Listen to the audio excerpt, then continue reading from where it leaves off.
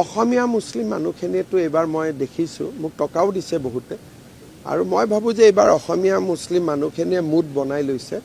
তেওঁলোকে নিজক, আমি যে এটা ছেপাৰেট জাতি, এটা এথেনিক হিচাপত ধৰ্ম একে হ'ব পাৰে, কিন্তু জনগোষ্ঠী হিচাপে আমি এটা বেলেগ, তেওঁলোকে সেইটো লৈ খুব চিন্তিত।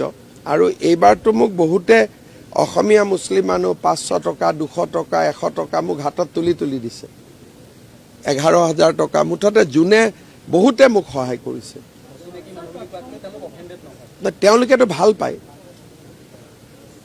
তেওঁলোকতো ৰাজনৈতিকভাৱে অসমীয়া মুছলিম মানুহখিনি মিয়া মুছলমানৰ এগেইনষ্টত আছে। টিভিটো আপোনালোকে দেখিব, বহুতখিনি অসমীয়া মুছলিম মানুহে টিভি টক শ্ব'ত আহি কয় যে মিয়া মুছলমানসকলৰ সংস্কৃতিটো আমাৰ সংস্কৃতিটো দুইটা বেলেগ বেলেগ।